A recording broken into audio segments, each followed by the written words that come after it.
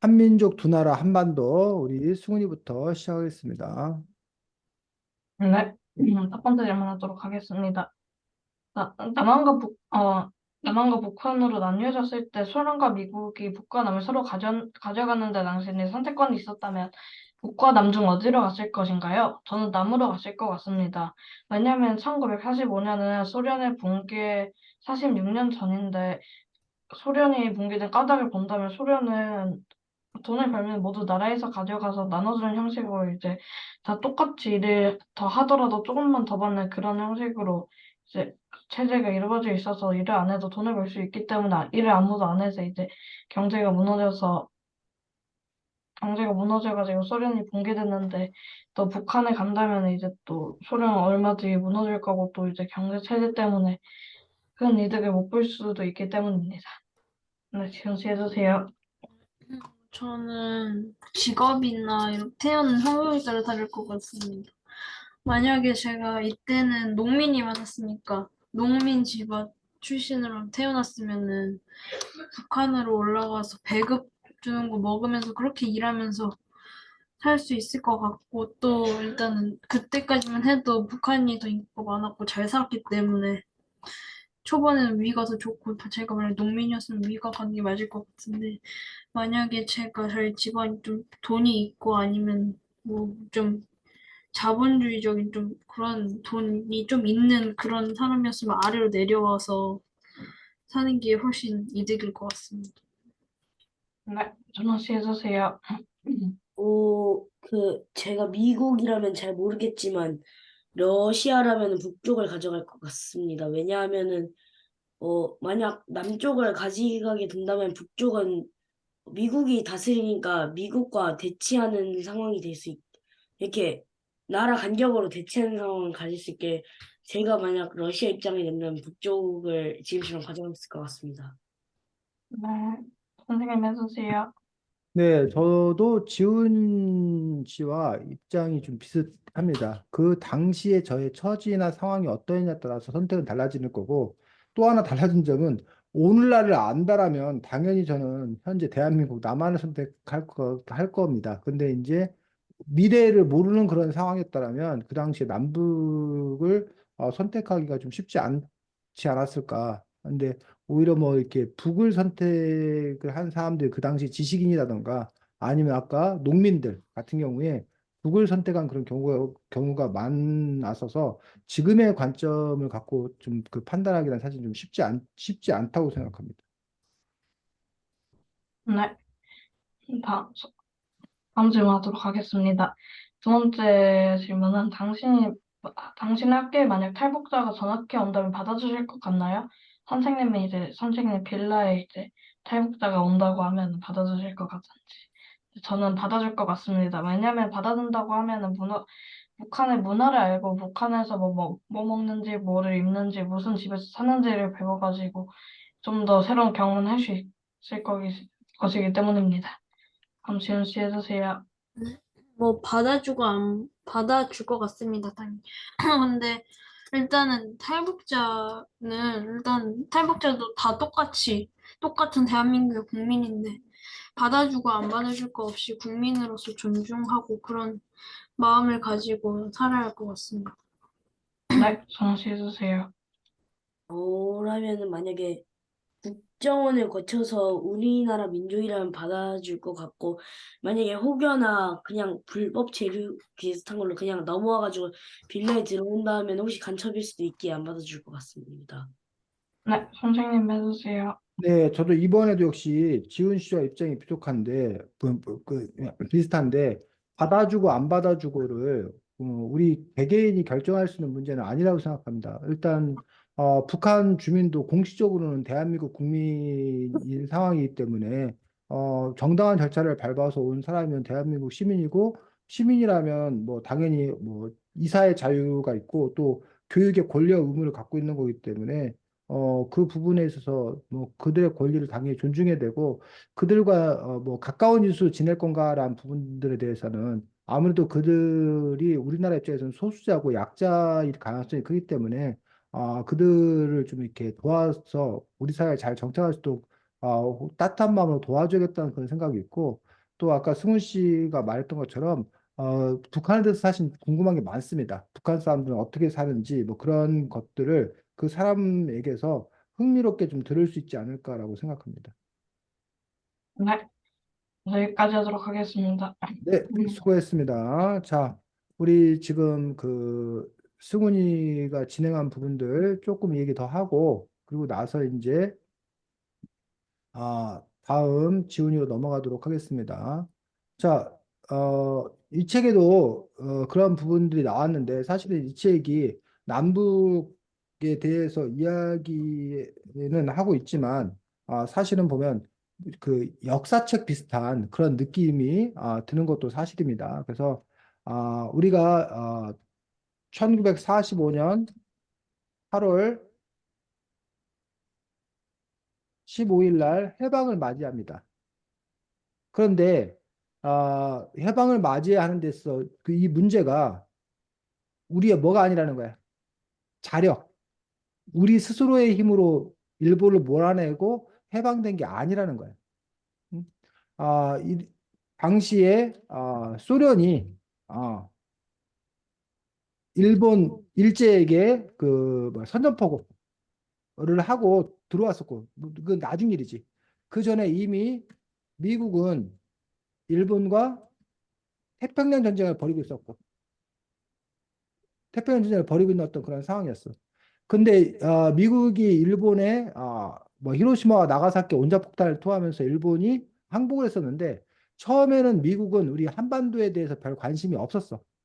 그래서 한반도에 군대를 보내지 않았어 처음에는. 그냥 일본만을 점령하고 있는 어떤 그런 상황이었다는 얘기야. 반면에 소련은 오히려 소련은 이제 그 뭐야 유럽 쪽에서 독일과 맞서 싸우는데 주력을 했었고 이쪽 아시아 쪽 전선에서는 사실 별 적이 없었다는 거야. 근데 이제 그 유럽 쪽에서 히틀러를 무찌르고 나서 여력이 생기자 이쪽 일본 쪽으로 이제 그 돌려서 일본에 선전포고를 하고 그러고 나서 소련은 실제로 더 먼저 한반도에 이제 진군을 한 거지. 일본군을 내쫓겠다는 어떤 그런 이유. 근데 가만히 돌아가는 판을 보니까 미국 입장에서 소련이 한반도를 다 차지했을 경우에 이 문제가 발생한다고 생각이 들었기 때문에 서둘러서 이제 미국이 우리나라에 들어오게 되고 그러면서 이제 북쪽은 남쪽이 미소 군정 군인들이 정치하는 군정이 이렇게 실시되는 그런 상황들이었다는 거예요. 근데 우리나라 같은 경우도 독립운동을 펼쳤었는데 독립운동을 펼쳤을 때 우익, 우파, 민족주의 세력들 또는 자유민주주의를 바탕을 둔 세력들이 독립운동을 했었어. 이게 바로 우리가 잘 알고 있는 상해 임시정부 또는 뭐 이승만을 중심으로 해서 미국에서 독립운동을 펼쳤던 그런 사람들. 그러니까 우리 독립운동 하던 사람들도 상해 임시정부가 우리는 정통이라고 얘기하지만 사실은 그 각각 다른 방식, 다양한 조직의 독립운동 그런 그룹들이 있었다는 거예요. 근데 독립운동 그룹 중에는 이들만 있는 것들이 아니라 좌파, 공산주의 세력들 또는 뭐 사회주의 세력들이라고 하는데 사회주의를 생각하면서 독립운동을 벌였던 그런 사람들도 있었다는 거예요. 그래서 우리는 별로 인정을 안 하는데 사실은 누구도 김일성도 독립운동을 벌였던 사람들 중에 하나라는 거예요. 다만 이제 뭐 북한이 얘기하는 것처럼 김일성이 무슨 막 독립운동을 막 엄청나게 뭐 좌지우지했냐라는 부분에 대해서는 우리가 동의하기 어려운 그런 부분들을 갖고 있는데 하지만 어쨌든 김일성이나 이러한 공산주의자들도 그 나름의 방식으로 독립운동을 했었고 그들은 해방된 이 조선이 공산주의 국가, 사회주의 국가가 돼야 한다는 어떤 그런 생각들을 가지고 있었던 거예요. 반면에 이승만 같은 경우는 미국을 모델로 해서 그 자유주의 국가, 자본주의 국가를 꿈꿨던 어떤 그런 부분들이지. 그러면서 결국은 소련과 손잡은 김일성, 미국의 지원을 받은 이승만, 뭐 이런 식으로 이제 어쨌든 남북이 분단된 어떤 그런 상황도 있었다는 거예요. 근데 그 당시에 주로 지식인들이라던가 아니면 누구? 노동자, 농민 등이 요 좌파 공산주의 사회주의를 지지하는 사람들이 많았어. 그 까닭은 지식인들이 이런 공산주의 어떤 그런 사상에 대해서 이렇게 상당히 호의적으로 받아들였던 거야. 노동자, 농민, 특히 농민이 그 당시 노동자들보다 농민이 많았었는데 이 농민들 입장에서는 공산주의가 너무 달콤했어 그 당시에. 왜냐하면 당시에 농민들이 땅을 갖고 있지 못한 농민들이 많았어. 그 땅을 빌려서 일하는 농민들. 우리가 그걸 보고 뭐라고 부르냐면 뭐라고 불러? 땅을 자기 땅이 없고 남의 소장, 땅을 빌려서 소장농, 어? 소장, 소장농. 그렇지. 소장농이라고 소장농. 반면에 이 우파 민족주의 자유민주주의 세력들에는 주로 지주가 뭐야? 누가 지주야? 땅 주인. 땅주인 또는 사업가, 상업하는 사람들, 사업가 이런 사람들은 주로 이제 뭐야? 우파 쪽, 자유민주주의 이쪽 부분들에 대해서 얘기했는데 그게 가장 커다랗게 갈린 부분들이 바로 요 토지, 땅을 사회주의 공산주의에서는 국가가 몰수해서 무상 분배를 했어. 그러니까 땅을 다 국가가 소유한 다음에 농민들에게 무상으로 이렇게 분배한다. 물론 거기는 공산주의 같은 경우는 이제 뭐 협동조합 형식으로 되고 있는데 그러니까는 자기 땅이 없었던 그런 사람들에게 땅을 무상으로 나눠준다라고 하니 이 농민들 노동자들 입장에서는 그것들이 너무나 뭐해? 반가운 어떤 그런 일이었던 거예요. 그리고 그것들이 노동자가 중심이 되는 세상을 만든다라고 했기 때문에 그런 점에서 이제 좌파 공산주의 사회주의가 상당히 그 당시에 새로 나라를 건설하는 그 사람들 입장에서는 상당히 그 인기를 끄는 어떤 그런 부분이었던 거예요. 반면에 특히 이 지주도 같은 경우는 이 공산당의 정책이 너무너무 마음에 안 들었어. 왜? 땅 뺏기고. 자기 땅을 갑자기 나라가 뺏어가 버리는 거야. 보상도 안 해주고. 어? 그리고 오히려 지주들이 그동안 노동자 농민들을 등쳐먹었다고 탄압하고 멸시하는 거야. 그래서 북한에 살던 어떤 그런 지주들이라든가 아니면 돈을 갖고 있는 어떤 사업가들이 상당 부분 많은 수가 남쪽으로 피난을 내려온 어떤 그런 경우들도 많이 있었던 것들을 볼 수 있습니다. 또 반대로 남쪽에 있던 어떤 그런 지식인이라든가 이런 사람들 중에도 이런 공산주의 사상의 영향을 받아가지고 북쪽으로 이렇게 올라가는 어떤 그런 경우들도 상당히 많았던 그런 부분이 있었던 거지. 그래서 지금이야 우리가 공산주의가 몰락을 하고 그리고 또 북한이 뭐 여러 가지 이유로 경제적으로도 어렵고 뭐 이런 부분도 있다 보니까 우리가 당연히 지금 이제 대한민국 우리 시장주의 경제를 택하고 있는 대한민국에 대한 선호도가 훨씬 더 높겠지 당연히. 그러다 보니까 이제 북한에서 아까 얘기했던 탈북해서 내려와서 우리가 이제 새터민이라고 하기도 해. 새로운 터전을 찾아온 사람들에서 새터민 또는 탈북자 이렇게 부르는데 그 사람들이 훨씬 더 많고 물론 우리나라에서도 북한이 좋다고 넘어가는 사람들이 간혹 있었다고 합니다. 근데 뭐 특별히 그런 수가 많지는 않은 걸로 알고 있고 뭐 그런 부분에서 지금은 이제 확연하게 그런 차이가 이렇게 있는 것들을 볼 수 있지만 지금부터 뭐야 7, 80년 전에 어떤 그런 상황은 지금의 상황과는 또 상당히 많이 다른 그런 부분들을 가지고 있고 그리고 그 일본이 그 중일 전쟁을 치르면서 이게 우리나라 이렇게 지도잖아. 네. 이렇게 돼 있는데 중국과 전쟁을 치르기 위해서 이 북쪽에다가 이거를 이제 보급기지. 뭐 이 중국과 싸우려면 뭐 군사무기도 필요하고 뭐 이런 게 물자가 필요할 거 아니야. 이런 공장 이런 것들을 다 어디다가 북쪽에다 많이 세우는 거야. 남쪽은 그냥 이게 농사지어 갖고 식량을 이렇게 일본으로 빼돌리는 어떤 식량 생산기 정도 생각했고, 그러니까 공업이나 이런 부분들, 전력 이런 것들이 북한이 더 그 당시에 뭐 했다는 거예요? 더 뛰어났다는 거예요. 뭐 그러한 그 지금하고는 좀 상황이 좀 많이 다른 어떤 그런 부분이 있었기 때문에 그 부분에서 어쨌든 그 당시 사람들의 선택이 좀 많이 갈려서 남쪽에서 북쪽으로 넘어가는 사람도 상당히 많이 있었고 또 반대로 아까 이러한 그 공산당에 실어가지고 남쪽으로 내려왔던 그런 지주계급도 이런 사람들도 상당히 또 많이 있었던 그런 부분들을 볼 수가 있습니다. 그 다음에 아, 법적으로는 공식적으로 우리는 뭐라고 하냐면 한반도에 대한민국 정부가 뭐 한 거야? 유일한 정부야. 그래서 이 한반도에는 원래 정권은 하나밖에 없는 거야. 그래서 우리나라 안에 여기 충남 뭐 대전시장 뭐 충남도지사 뭐 이렇게 임명하잖아. 우리나라 안에서 북한에 있는 무슨 평안도 도지사, 뭐 함경도 도지사 다 있어. 우리가 임명을 해. 근데 그 사람들이 거기 가서 뭘 못하는 거야. 행정력을 발휘를 못하는 거야. 그래서 음, 우리나라는 지금 현재 공식적인 개념은 북한 주민도 다 어디 사람이야? 음, 대한민국 사람이야. 정부는 이 하나밖에 없는 거야, 한반도에. 유일한 정부야. 우리는 그렇게 생각을 해. 반면에 누구도 북한도 이 한반도의 유일한 정부는 조선민주주의인민공화국. 그거 하나밖에 없다고 생각하는 거야. 그러니까 지금 쉽게 말해서 땅은 하나인데 주인은 둘이고 그 주인 둘이 서로 반반 내 땅이라고 생각하는 게 아니라 서로 이게 내 땅이라고 지금 뭐 하고 있는 거야? 싸우고 있는 거야. 근데 제3자 바깥이 봤을 때는 뭐란 거야? 그냥 땅이 하나가 아니라 땅이 둘인 거야.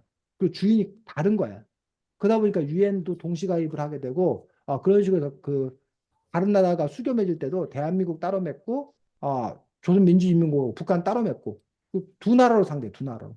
근데 우리는 그렇게 생각 안 하고 지금 현재 북한 지역에 반란이 일어나 가지고 거기가 점령당해서 우리의 힘이 미치지 못하는 것뿐 원래 그게 누구 거다? 우리 거다. 라는 생각을 갖고 있는 거야. 그래서 여러분들이 뭐 중국인이 우리나라에 온다. 그럼 그 사람들은 비자를 받아야 돼, 비자를. 뭐 노동 비자라던가 뭐 체류 비자 이런 걸 받아야지만 우리나라에 머물 수 있어. 우리나라에서 일을 할 수 있어.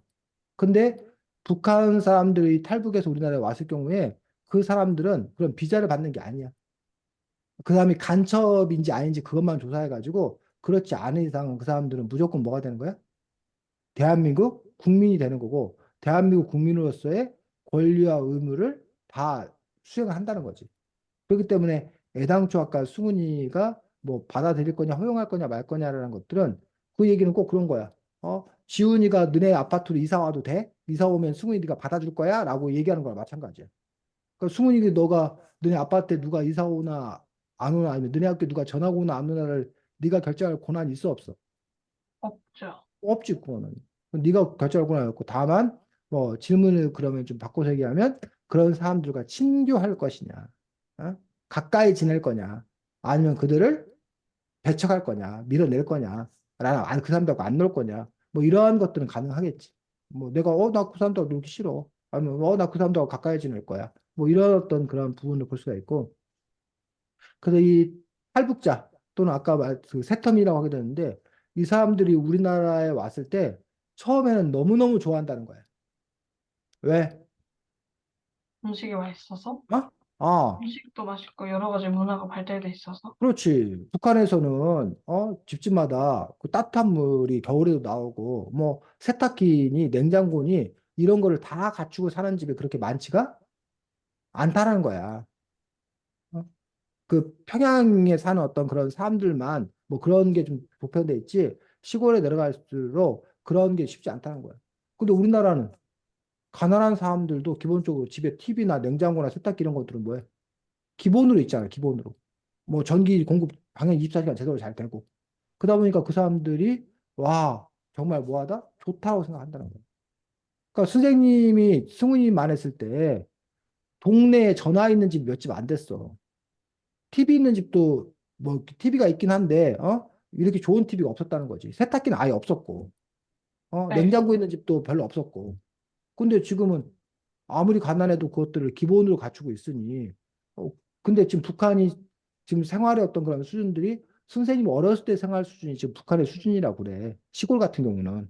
그러니까 그러던 사람들이 어쨌든 여기 와서 그런 삶을 누리니 얼마나 행복하겠어.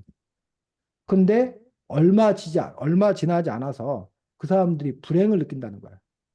탈북자들, 세터민들이. 왜?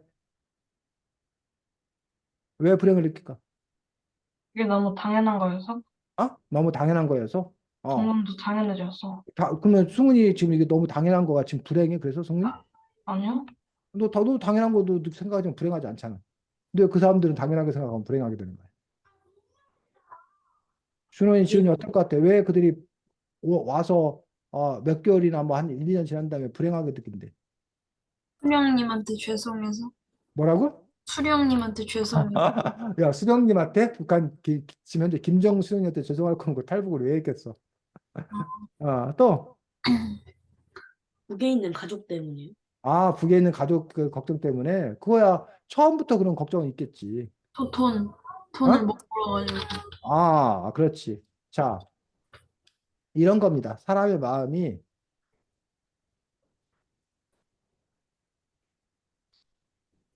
뭐 모든 경우는 아니고 그냥 일반적인 경우를 예를 들면 북한에서 한 30을 벌어. 근데 한국에 왔더니 한 뭘 버는 거야? 한 70점 정도, 70점 정도를 버는 거야. 그러니까 자기가 30이었었는데 70으로 상승한 거잖아. 그러니까는 생활 수준이 상승하니까 행복하다는 얘기야. 어? 자, 근데 북한에서는 내가 30이지만 옆에 있는 사람도 35, 뭐 기껏해야 뭐 40, 뭐 30, 이 정도라는 거야. 북한 사람들은 30, 45, 뭐 50, 그리고 자기들 밑에 뭐 25, 20, 뭐 이렇다는 거야. 그러니까 30 정도 살아도 내가 별로 뭐하지 않아. 현시지 않아. 그렇게 이 주변 사람들하고 비교해 보면 그렇게 뭐한 게 아니야? 알상. 가난하거나 뭐 못 살고 뭐 이런 게 아니란 얘기야. 근데 또 30에서 70으로 왔으니 좋았는데 내 주변을 보니 200, 여기 500, 뭐 100, 여기 뭐 80, 뭐 이러더란 얘기야. 즉, 내 생활 수준이 보니까 뭐라는 거야? 여기 우리 대한민국 남한에 와서는 어떻다는 거야? 자기 생활 수준이. 나, 제일 낫더란 얘기야. 지금 무슨 말인지 알겠어? 네. 그러니까 30점을 맞아도 여기서는 내가 그래도 중간은 했다, 중간은. 근데 여기서 보니까는 너무 낮은 거야. 심지어는 막 500, 1000, 1500, 뭐 이런 사람도 있는 거야. 그런 분에서 이른바 상대적 가난, 상대적 박탈감이 어, 너무 심하게 느껴지는 거야. 내가 뭐 그 냉장고가 있는데 냉장고를 내가 문짝 2개짜리 냉장고 막 요즘에 그 백화점 가서 무슨 이런 냉장고 보면 막 냉장고가 막 700만 원, 1000만 원 막 이래.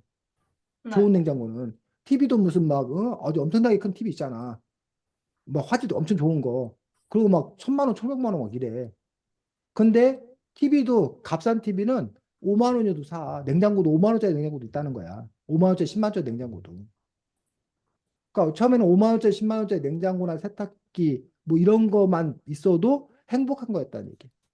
근데 다른 사람들은 700만 원짜리, 1000만 원짜리를 갖고 있는데 나는 10만 원짜리, 15만 원짜리를 갖고 있다고 했을 때 그 상대적 박탈감이 너무 크게 느껴지는 거야.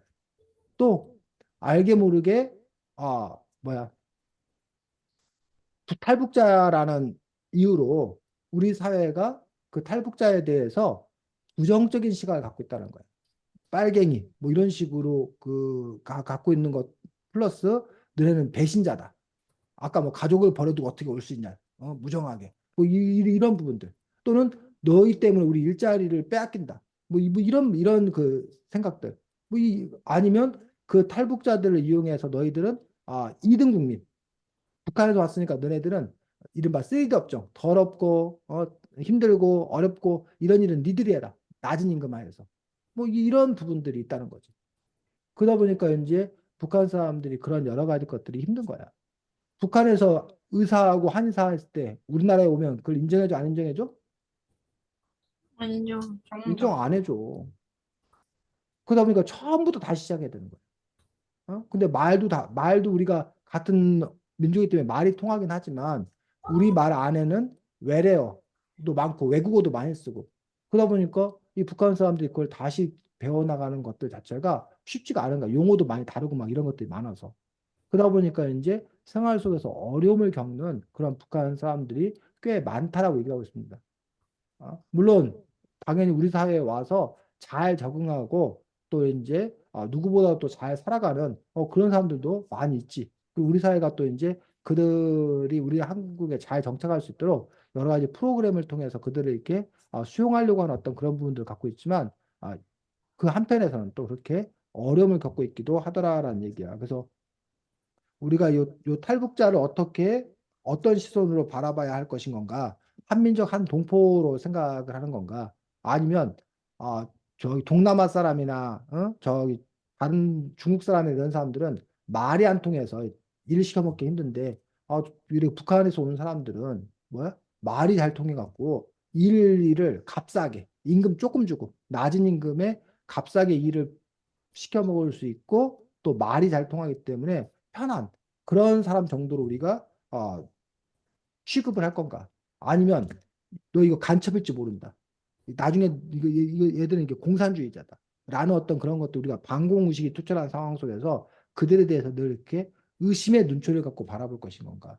이런 부분들에서 이제 우리 사람들의 어떤 그런 시각들, 이런 부분에 대해서 우리가 한번 또 검토해 볼 필요는 있다라고 봅니다. 자, 다음 지훈이. 진행하기 시작하겠습니다. 첫 번째 질문은 이 책을 보면서 처음 알게 된 내용이 있으실 수 있을 텐데, 처음으로 알게 된 내용이 무엇이냐가 제 첫 번째 질문입니다.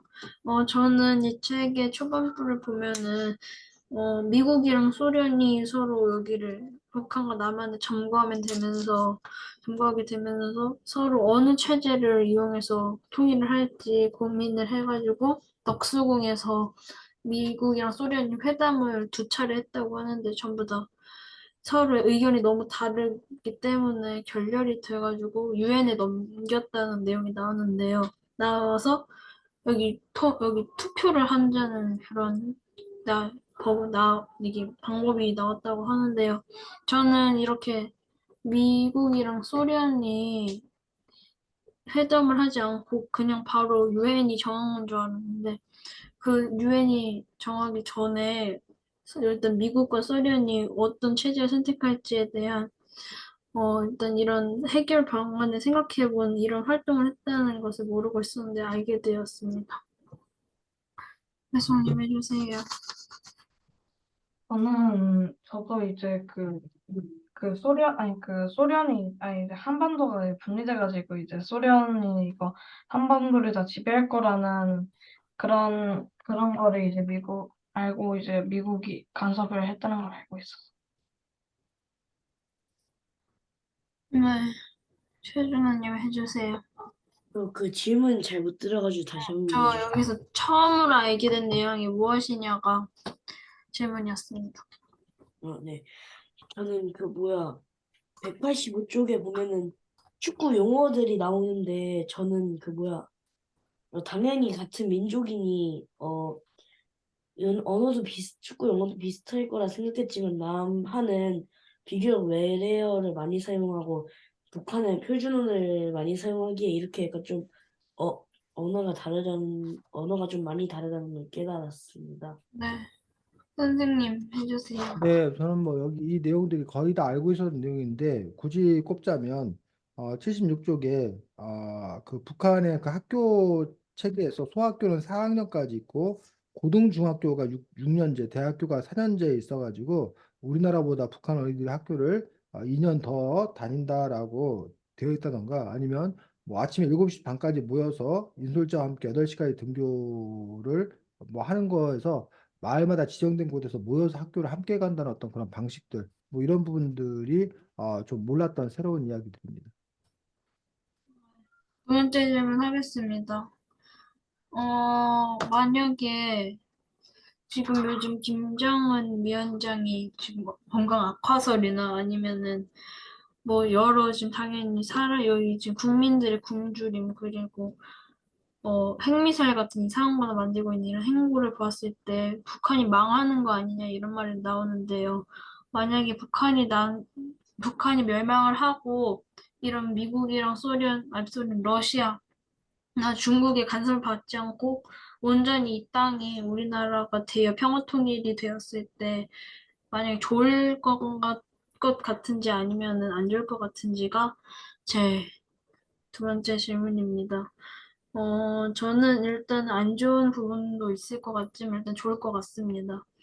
일단 그 이유는 일단 우리나라가 일단 인구가 점점 줄어들고 있고 없어졌는데 저기 북한의 인구들과 합쳐진다면은 인구 문제 해결과 힘들 수 있고 요즘 실업률이 올라가면서 많은 사람들이 일자리를 못 갖고 있는 사람들이 굉장히 젊은이들이 많아졌는데 위로 올라가서 뭐 철광석이나 아니면 철도 가는 사업 이런 여러 국토를 사용하는 사업이 시작되면은 우리나라의 실업률이 급격하게 줄어서 이런 현상에도 좋을 것 같습니다.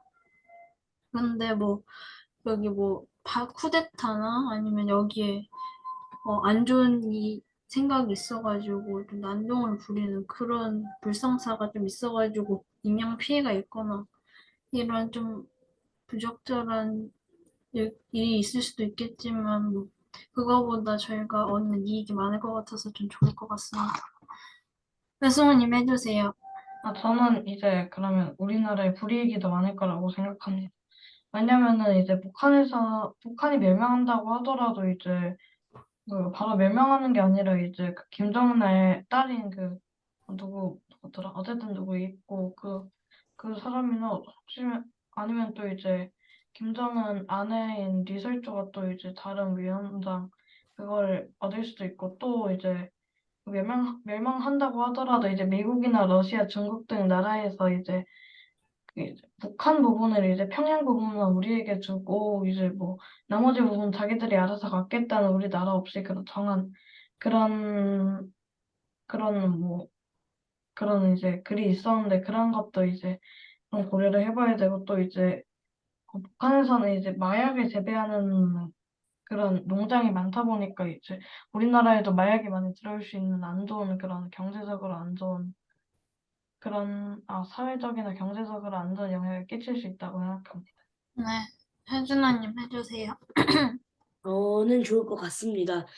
왜냐하면은 일단 이산 가족 문제를 상봉할 수 있게 되고 또 그 뭐야 우리나라 남한과 북한의 빈부격차 때문에 통일된다면 우리나라 경제가 좀 거시기 될 거라고 하는 하지만 오히려 지윤 씨 말대로 북한의 자원과 우리나라 기술력을 종합하게 되면 경제력도 문제 없을 거라 보기에 전 통일되면 좋을 것 같습니다. 네, 선생님 해주세요. 네, 저도 통일이 되면 일단 기본적으로 전쟁의 위협에서 좀 벗어날 수 있다는 것들, 그렇게 되면 자연스럽게 군대 문제도 좀 해결될 수 있지 않을까. 그리고 그 많은 국방비를 지출을 다른 곳에 돌려서 좀 숨통이 트일 거다라고 생각을 합니다. 그래서 어쨌든 특별히 남북이 서로 이렇게 대치하는 어떤 그런 상황 속에서 늘 전쟁의 불안에서 해방되는 것만으로도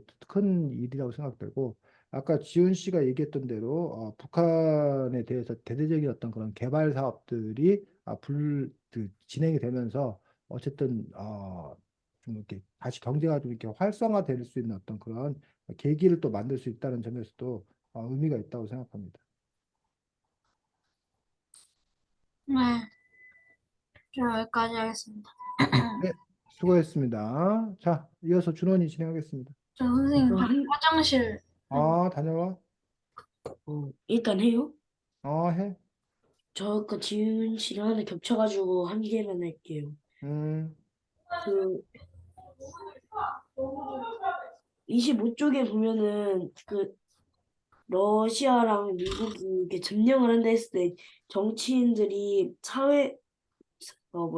사회주의 국가를 세우자는 쪽과 자유주의 국가를 세우자는 쪽이 나뉘게 되는데 여러분이 만약 지식인과 정치인이라면은 사회주의 국가를 세우자는 쪽에 찬성을 했을지 아니면 민주주의 국가를 세우는 것에 동의할 것 같습니다. 저는 그때 지금은 당연히 민주주의가 더 경제적으로 발달됐기 때문에 지금으로 봤을 때 자유민주주의 국가를 선택할 거지만 그때로 갔을 때는 경제 상황에 따라 사회주의 국가는 자유민주주의 국가에 동일했을 것 같습니다.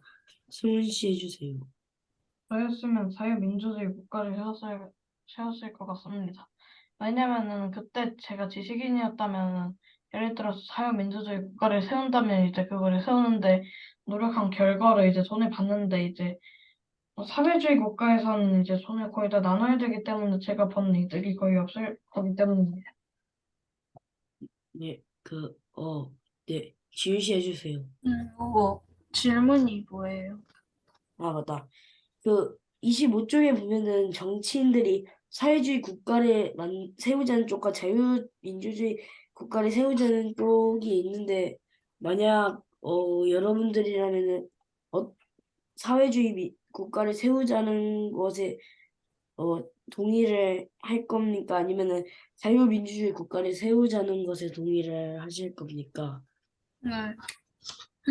저도 앞서 승우님이 여기 질문하신 거랑 똑같이 다를 것 같습니다. 제가 만약에 농민이었으면은 당연히 사회주의를 지지하여서 북쪽에 가서 사회주의를 지지하겠지만 만약에 제가 지식인 중에 부자거나 아니면은 토지를 소유한 그런 돈이 있는 경제적으로 여유가 있는 사람이었으면은 제 재산을 지키기 위해 꼭 자유주의를 지지했을 것 같습니다.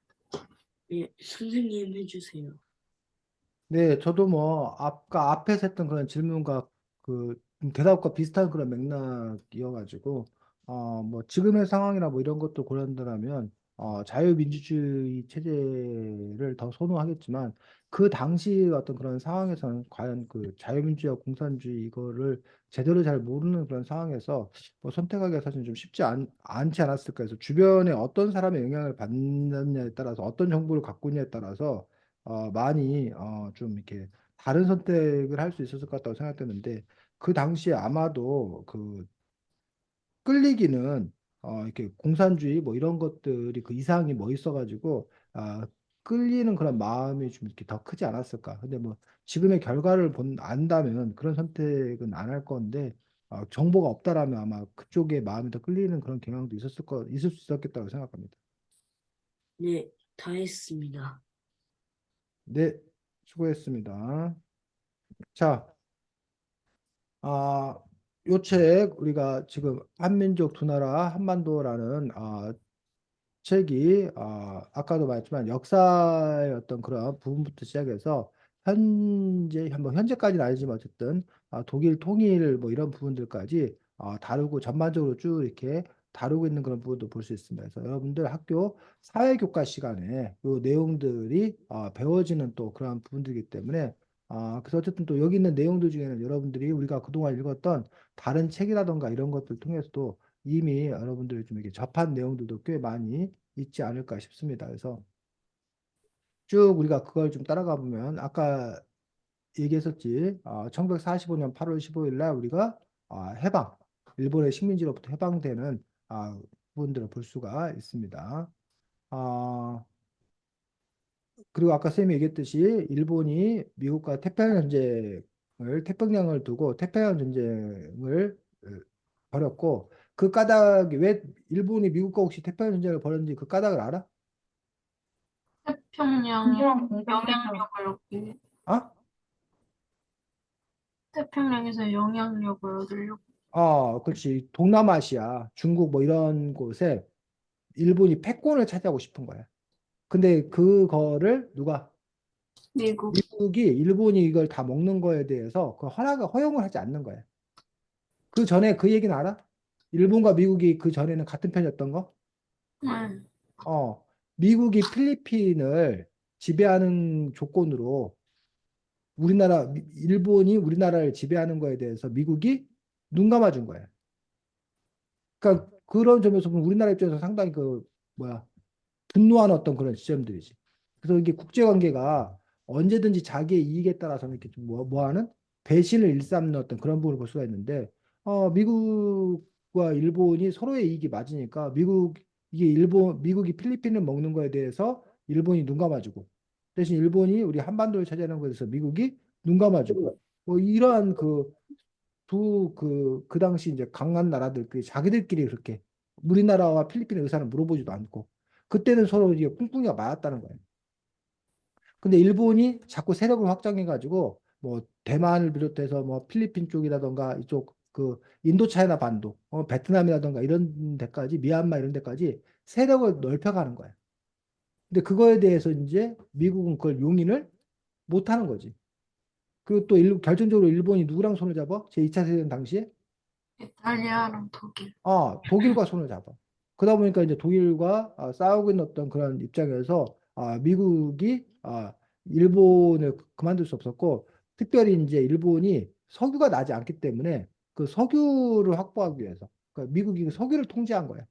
그러다 보니까 이제 일본이 자기들이 계속 그 일본 제국주의 세력을 넓혀가기 위해서는 미국과 한판 승부를 벌일 수밖에 없고, 그러다 보니까 일본이 먼저 어디를 공격한 거야? 신주만. 하와이의 진주만을 공격을 한 거예요. 그래서 미국 본토는 아니지만 어쨌든 미국이 그동안 외부로부터 공격을 당한 적이 없었어.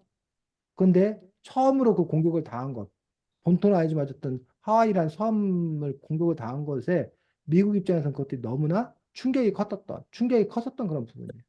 그래서 그 이후에 이제 태평양 전쟁이 본격적으로 이제 발발하게 되는 그런 부분들을 볼 수가 있습니다. 그래서 제2차 세계대전은 1939년부터 1945년까지 독일, 이탈리아, 일본을 중심으로 해서 그것들 동맹국이라 동맹국. 그다음에 반면에 영국, 프랑스, 미국, 소련 같은 나라들 중심으로 해서 연합국, 그래서 동맹국과 연합국이 서로 싸운 그런 부분이기 때문에 세계대전이라고 이야기하고 있습니다. 지금 러시아하고 우크라이나는 그냥 러시아, 우크라이나 전쟁이라고 그래. 세계대전이라고 안 해. 근데 사실은 러시아, 우크라이나 그 두 나라가 싸우고 있지만 사실은 싸우는 건 우크라이나가 싸우고 있지만 우크라이나에 대해서 뭐야? 무기 대주고 돈 대주고 하는 건 다 지금 현재 미국, 유럽 같은 건 서방 나라들란 얘기예요. 그런 점에서 보면 사실은 뭐 세계대전이나 다를 바 없는 어떤 그런 전쟁을 하고 있는 거지. 우크라이나가 대리전을 지금 치르고 있는 그런 상황이라고 볼 수 있습니다. 그 이후에 보면 여러분들이 여기 보면 여운형이라는 인물 혹시 들어봤어? 네? 여운형. 여운형이요? 책 23쪽에 나오는데. 여운형. 이승만, 김구는 들어봤을 거 아니야. 네. 네. 이승만, 김구 외에 사실은 이 당시에 중요한 인물이 여운형이라는 인물이 상당히 중요한 인물이야. 근데 우리들에게 잘 이렇게 모를 수 있는데 여운형이 한 일이 뭐야?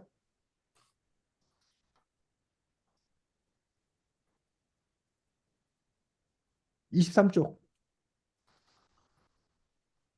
조선 건국준비위원회를 그렇지. 만들어 조선 건국 준비위원회를 수립해서 일본이 떠나간 그 자리에 일본 어떤 정부가 있어야 경찰력을 이용해서 치안 질서를 바로잡고 경제를 이렇게 운영하고 그럴 거 아니야.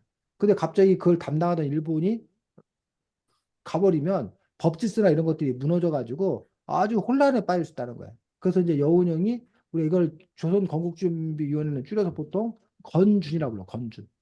그래서 그 건주를 수립하고 각 지역 조직까지 이렇게 만들어 가지고 일본이 공백 상태 속에서 조선의 치안을 이렇게 담당하는 어떤 그런 계획을 세워.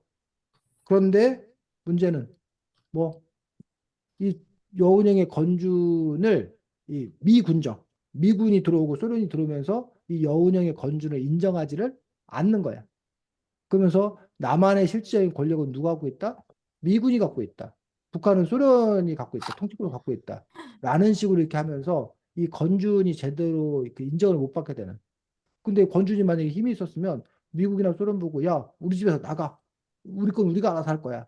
라고 할 텐데 당시 건준은 힘이 없었기 때문에 그래서 우리가 그 당시에 독립된 어떤 그런 국가로 갈 수가 없고 분단될 수밖에 없었던 어떤 그런 이유들이 미국과 소련이 들어와서인 이유도 있지만 사실은 우리 내부의 힘이 없었기 때문에 미국과 소련을 막아낼 수 있는 어떤 그런 힘이 없었기 때문에 우리가 일본을 내쫓고 우리가 해방을 맞은 것이 아니기 때문에 그러다 보니까 이제 우리가 이렇게 분단의 비극을 겪을 수밖에 없었던 그런 걸 볼 수 있습니다. 1945년 그 부분들인데 원래는 이 뭐야 미국과 소련 이런 그 영국 그런 세 나라가 전쟁 후에 이 세계 질서를 어떻게 할 거냐라고 해서 모스크바에서 회의를 했는데 그게 모스크바 삼상회의라는 거예요. 그래서 주로 우리나라 지금 그 외교부 장관 이런 사람들이 모여갖고 이런 그 모스크바 삼상회의를 통해서 이른바 신탁 통치를 결정해. 신탁 통치가 뭐야? 대신 이제 정시해주는 거? 신탁 믿고 맡겨라는 거예요. 믿고 맡겨라. 즉 조선이 35, 6년 동안 정부 없이 식민지로 지냈기 때문에 너희들 스스로 정부를 운영할 힘이 없다. 그러니 한 5년 동안 미국과 소련이 대신 너희들을 맡아서 다스려 준 다음에 너희들이 나라를 꾸리는 방법을 배우거든. 그때 가서 너희들을 뭐 해주겠다? 독립을 시켜주겠다. 라는 어떤 그런 부분들이 신탁통치 계획이었다는 거예요. 근데 당시 그 신탁통치 계획에 대해서 우리 나라 사람들의 반응은 어땠어? 별로. 어, 극렬히 반대했어. 왜? 그동안 또 이제 식민통치 당했는데 신탁통치라고 뭐 다른 거 그렇지. 있냐고. 35년 동안 신탁통치 당해갖고 아주 지긋지긋한데, 식민지 있어가지고 지긋지긋한데, 해방돼서 이제 좋다고 그러는데, 아니, 그러면 해방됐는데, 일본 놈들이 그냥 뭐야, 미국, 소련 놈들로만 바뀐 걸 뿐, 식민지라는 게 거의 똑같은 거나 마찬가지잖아. 그렇게 받아들인 거야. 그래서 그 반탁 운동을 막 한 거야. 그러다가 이제 이 북쪽, 북한 쪽에 있는 사람들은 처음에는 반탁을 하다가 갑자기 바뀌었어. 찬탁으로.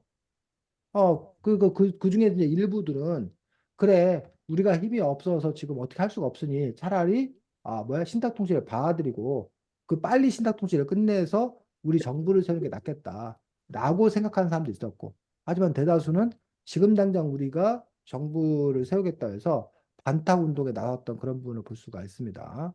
자, 그러다가 어쨌든 그 부분들이 이제 잘 뭐하니까 안 되니까 미국과 소련이 미소 군정 회담을 해. 미국과 소련이 군정을 실시하면서 미국과 소련이 미소 공동위원회를 만들어가지고 그럼 그 한반도를 그럼 도대체 어떻게 할 거냐? 한반도 운명과 관련돼서 미국과 소련이 토의를 한다는 얘기예요. 근데 미국과 소련의 뭐가 계획이 서로 다른 거야. 미국은 이 한반도에다가 자유민주주의를 기반으로 한 시장 자유 질서를 기반으로 한 친미 정권을 세우고 싶은 거예요. 반면에 소련은 자기들의 말을 잘 듣는 공산주의 국가를 뭐 하고 싶은 거야? 만들고 싶은 거야. 즉 자기 세력, 자기 영향권 안에 두고 싶은 거야. 그러다 보니까 미국과 소련의 이해관계가 다르고 의견이 충돌되고 그러면서 이제 요 문제를 어디에 넘겼다는 거야? 예. 국제연합 유엔에다가 넘겼다는 거야. 그 당시 이제 제2차 세계대전이 끝난 다음에 유엔이 만들어진 어떤 그런 상황들이었기 때문에 그러면서 유엔에서 남북 총선거를 실시해서 통일정부를 수립할 것들을 결정을 해. 근데 쌤이 이게 좀 이해가 안 돼.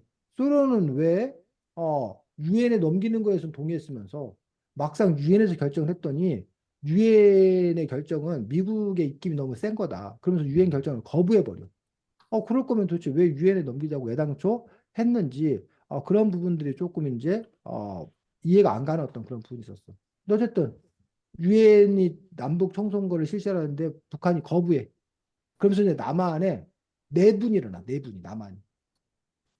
뭐와 뭐와 뭘로 나뉘어? 남한 안에 어떻게 나뉘어? 자, 좌파랑 우파? 구나 해서. 아까 남북 총선거를 실시하라고 그랬어. 근데 북한은 뭐 총선거 실시를 거부해. 우리는 안 하겠다. 아예. 근데 남한은 둘로 나뉘어.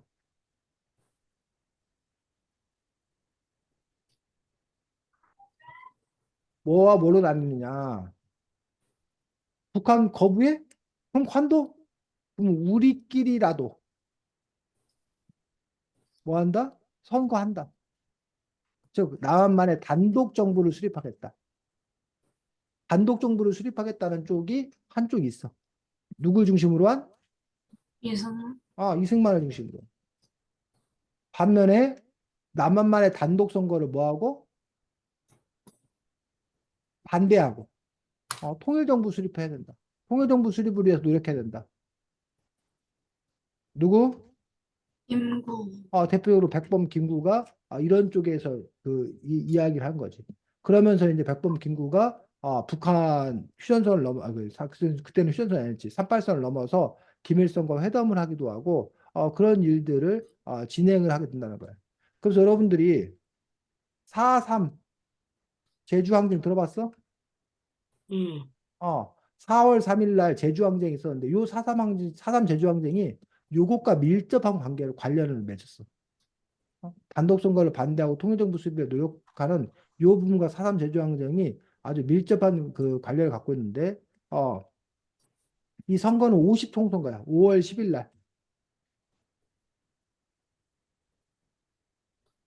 근데 이 남한 안에 또그 우파만 있는 것들이 아니라 북한에 동조하는 또 북한 뭐 공산주의까지 아주 어떤 사회주의에 동조하는 좌파 그런 지식인들이라든가 좌파의 사람들이 상당히 많이 있었어. 그게 이제 다른 게 북한 같은 경우는 애당초 이게 그 공산 일당, 공산당 일당 독재 체제. 근데 이쪽 남한 같은 경우는 상대적으로 뭘 하다 보니까 자유민주주의를 하다 보니까 시장주의를 하다 보니까 이른바 사상의 자유를 인정하는 편이었어. 그러다 보니까 우리 그 안에 여러 가지 어떤 그런 뭐 자유민주주의를 하자는 것부터 시작해서 사회주의를 생각하는 사람도 있고 그 여러 가지 어떤 그런 사람들이 그런 조직들이 이렇게 있었다는 거예요. 그러면서 이제 이 좌파와 우파가 대결을 펼치게 되는 그런 상황이 남한의 어떤 그런 상황이었다는 거예요. 그건 어디도 마찬가지였다는 거야? 제주도도 마찬가지였다는 거야. 제주도도 좌파 사상을 가진 사람도 있었고 뭐 노동자 농민들도 있었고 또 우파의 어떤 그런 생각을 갖고 있는 사람도 있었고 근데 이 중에서 제주도에서 이 좌파 생각을 갖고 있는 사람들이 당연히 단독 선거를 뭐해? 반대겠지. 음. 네. 단독 선거를 반대했어. 그리고 노동자들이 조직해서 파업을 하고 시위를 하고 그랬더니 이 단독 선거 반대하고 노동자 파업하고 이 미군정 물러가라고 시위하고. 근데 이거를 당시에 미 군정에서는 뭐 하려고 그래? 제압하려고 그러겠지. 아, 어? 제압하려고 하는 그런 과정들 속에서 뭐 희생자가 난 거야. 그 뭐야 사격을 한 거야. 그러면서 요 제주 도민들이 그 당시에 이제 뭐 하게 되고 희생자가 나오게 되고 그러니까 제주 도민들 입장에서는 그게 상당히 분노스러운 거야. 그래서 그것들이 들불처럼 번지고 그 들불처럼 번지니까 이거를 진압하기 위해서 육지에서부터 군대라던가 아니면 북한에서 당시에 그 공산당이 싫다고 내려왔던 서북 청년단이라는 그런 사람들 우익계 청년들을 보내가지고 제주 사람들을 막 탄압을 한 거예요. 그러다 보니까 이제 오랜 기간 동안 이 제주도의 사람들과 경찰들 사이에서 이제 충돌이 벌어져서 많은 희생자가 생기게 된 것들이 바로 4.3 제주항쟁이지. 그래서 그 당시 제주도민들 입장에서는 우리는 단지 단독 선거를 반대하는 거다. 노동자들의 권리를 찾기 위해서 파업하는 것뿐이다. 미 군정이 우리를 지배하고 있는 것들이 마음에 들지 않는다. 그러니까 미 군정은 물러가라. 라는 그런 시민으로서의 정당한 요구를 했다고 생각을 해. 반면 당시 이승만 정부 미 군정에서는 이런 것들이 일어난 이유가 다 누가 북한에서 뒤에서 살살 사주해가지고 꼬셔가지고 이 남한 정부를 뒤엎고 북한 공산주의를 아, 하기 위해서 그런 빨갱이들의 소행이라고 생각했던 거예요. 그러니까 이 빨갱이들 다 뭐 해버려야 돼? 죽여버려야 돼. 다 체포해서 감옥에 가둬야 돼.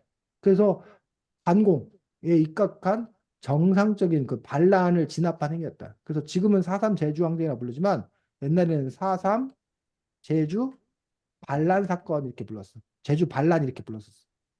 근데 지금은 이제 이거를 그 성격을 반란이라고 생각하지 아니하고 그 당시 제주 도민들의 정당한 요구를 당시에 미 군정이라던가 이러한 쪽에서 이제 뭐 한 거다? 무력으로 진압한 거다. 짓밟은 거다. 이런 식으로 그 일에 대한 성격을 달리 보고 있다는 거예요. 그런 점에서 여러분들이 똑같은 일도 어떻게 이제 그 받아들이냐에 따라 달라진다는 거예요. 요즘 가장 핫한 영화 혹시 뭔지 알아? 서울의 봄? 그러면 서울의 몽 혹시 본 사람 있어? 네, 저 봤어요. 그래? 어때? 선생님 못 봐가지고. 좀 지루해. 네가 보기엔 지루했어. 그냥 다 아는 내용인데 굳이 다 아는 내용이어서. 지훈이나 준호이는 아직 안 봤고, 저 리뷰 그거 봤어요. 리뷰만 봤고, 준호이는. 아직 안 봤어요. 이 서울의 봄이 바로 1980년에, 1979년 12월 12일이구나. 79년 12월 12일, 그때 벌어진 일이었는데, 당시 전두환 신군부가 뭐, 쿠데타를 일으켜가지고, 정권을 장악한 어떤 그런 일이라는 얘기예요. 근데 그들은 쿠데타로 안 하고 뭐라고 한다는 거야? 뭐라고 해? 혁명이라고 해, 혁명. 혁명이라고 한다는 거야. 자기들이 성공했으면 자기들은 혁명을 일으킨 거다라고 얘기를 한다는 거야. 그렇지 않으면 쿠데타하고 정권 장악군 반란 사건이에요. 반란 사건. 그래서 만약에 실패했으면 다 잡아다 다 총살시켜 버렸겠지 그 당시에 만약에. 근데 그들이 어쨌든 그들이 정권을 장악했기 때문에 그들 입장에서는 성공한 거고. 그래서 그들은 혁명이라 부르는 어떤 그런 분인데 나중에 이제 역사적 평가가 우리가 그것들을 이제 쿠데타라고 이제 이야기하고 있는 또 그런 부분들을 볼 수가 있습니다. 자, 그렇게 해서 우리가 결국 남한만의 단독 선거를 1948년 5월 10일 날 남한만의 단독 총선거를 실시해. 그런데 남한만의 단독 총선거를 실시하니 이거에 반대했던 김구르 세력이라든가 이런 사람들은 아예 선거에 뭐 하지 않아? 참여하지를 않아. 그래서 어쨌든 이때 뽑힌 국회의원들이 제헌의회를 결성을 하고 그곳에서 우리나라의 헌법을 정해가지고 7월 17일 날 헌법을 공포해. 헌법을 널리 알려. 그래서 7월 17일이 무슨 날이다?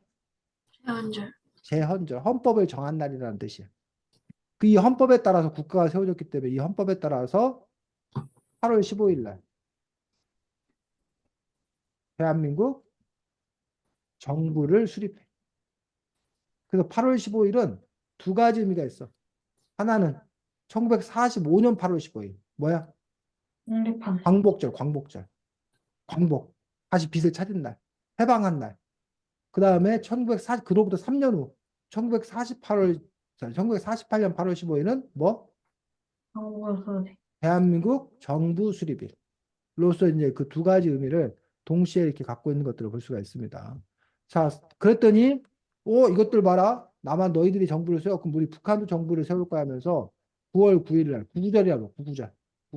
구구절이라고 부르는데, 조선민주주의 인민공화국이라는, 북조선, 남조선. 그래서 이 나라가 생긴 거야, 북쪽에.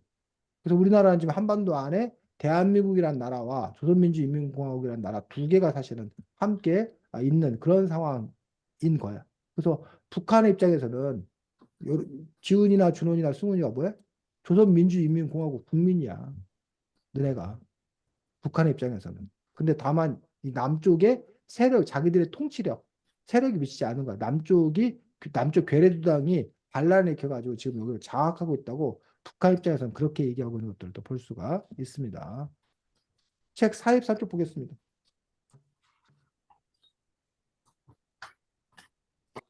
자, 책 44쪽 보면서 여러분들이 혹시 뭐 이상한 게 없어? 44쪽이요? 책 43쪽. 한쪽. 43. 세계지도 보면서. 44쪽이요? 응? 43. 아니요. 그거 뭐, 여기 이거 6.25 전쟁할 때 에티오피아도 저희 원조 왔었는데 군대 보냈었는데 음. 나토나 미국 동맹국이 아니에요, 에티오피아. 그러니까 이 지도가 지금 색깔이 좀 잘못됐어. 우리나라가 지금 무슨 색깔 되어 있는 거야? 초록색. 초록색 돼 있고 초록색은 뭐라고 돼 있어? 국제수행 조약기구 가맹국? 나토 가맹국인데 우리나라하고 나토하고 관계가 없어. 나토는 저기 뭐야 유럽에 있는 나라들이 나토 가맹국이거든. 그러니까는 오히려 이게 미국 어? 호주도 옷에 있는데요. 초록색. 호주 이게 무슨 아시아 나라들이 지금 이렇게 무슨 나토 가맹국처럼 돼 있는데 이거 나토 가맹국 전혀 아니야.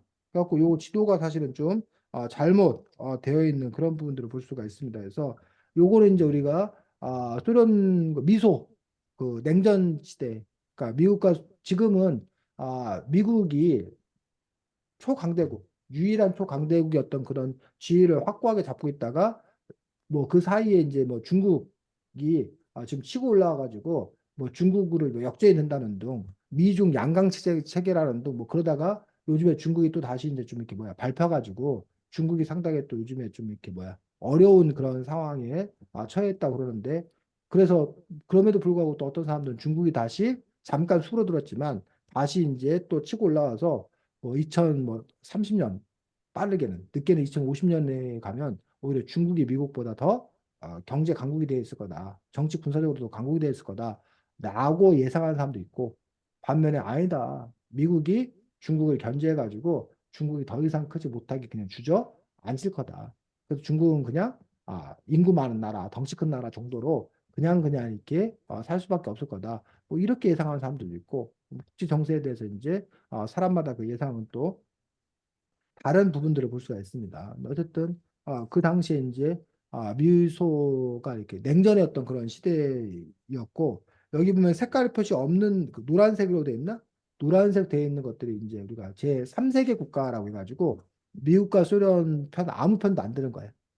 그래갖고 우리 도와주는 편이 좋은 편 뭐 이런 식으로 해가지고 그 중립외교를 이렇게 또 이렇게 실시했던 그런 경우도 있는데 우리 한반도 같은 경우는 북한은 철저하게 소련에 붙고 남한은 철저하게 미국에 붙고 그래갖고 이제 이 한반도가 미소의 대리전 양상을 띠게 되는 것들을 볼 수가 있고 그 대표적인 게 바로 6.25 전쟁 6.25 전쟁 때에 남북이 서로 이렇게 아, 그 피를 몸으로써 사실은 상당히 통일이 어려워져 버리는 철전지 온수가 돼버린 거예요. 철전지 온수가 돼버린 어떤 그런 상황에서 남북의 분단이 이렇게 고착화된 어떤 그러한 결정타가 되었고 지금은 그래서 우리가 휴전을 하고 있는 어떤 그러한 상황인 거지. 그래서 38선과 휴전선의 차이는 알지? 네. 예. 38선과 휴전선의 차이에 대해서도 이 책에 나와 있지. 57쪽인가? 57쪽에 38선은 지금 무슨 색깔 돼 있고 펄송은 빨간색이요. 붉은색, 빨간색에서 위도를 기준해서 지금 절반으로 나눈 거고 휴전선은 노란색. 노란색이에요. 노란색으로 돼서 그 38선 그 뭐야 위치하고 휴전선 위치가 다르잖아. 그래서 보니까 서쪽은 누가 더 차지했어? 황해바다 쪽 서쪽 서울 경기 이쪽은 누가 더 차지한 거야? 아, 북한이 더 오히려 내려왔어. 반면에 동쪽 강원도 쪽은 우리나라. 우리가 좀 치고 올라갔어. 그래갖고 결과적으로 보면 거의 비슷해. 그 휴전 그 38선 그 때나 휴전 때나 국토 면적으로 보면 거의 비슷한데 어떤 뭐 이렇게 전쟁을 잠시 멈췄다라고 얘기했는데 1953년에 멈춘 전쟁이 뭐 다행이겠지. 지금까지도 휴전선으로 대치만 하고 있을 뿐 다시 이제 전쟁이 계속되지는 않는 어떤 그러한 상황들. 그래서 요즘에 그 어디야 이스라엘하고 팔레스타인하고 전쟁하잖아. 응, 근데 잠깐 휴전했던 거 알아? 응. 인질 석방을 조건해 가지고 잠깐 휴전했었거든. 그 한 일주일 동안. 그러고 나서 또 그 휴전 기간 끝나니까 바로 뭐해? 다시 지금 막 서로 싸우고 있잖아. 응.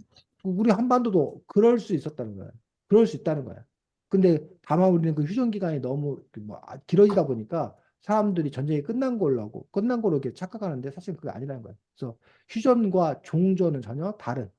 휴전은 잠시 쉬는 거고, 종전은 아예 전쟁을 뭐 하는 거고, 끝내는 거고. 그런 점에서 우리도 휴전 체계에서 종전 체계로 바꿔야 된다. 그러면서 한반도에 대해 두 국가가 있는 걸 인정을 해야 된다. 라고 주장하는 사람도 있고, 뭔 말이냐. 한반도에는 대한민국 유일한 정부고, 저 북한 저 나쁜 놈들을 내쫓고, 우리가 다시 그것들을 다 통일의 과업을 달성해야 된다. 라고 또 이렇게 주장하는 그런 사람들도 있는 것들을 볼 수가 있습니다. 자, 아까 얘기했듯이 다음 주하고 다다음 주 2주 동안 연말연시 휴가여가지고 우리는 1월 11일 목요일 날 6시 그러면 50분에 보는 건가? 응. 6시 50분에 보는 거고 40분. 어?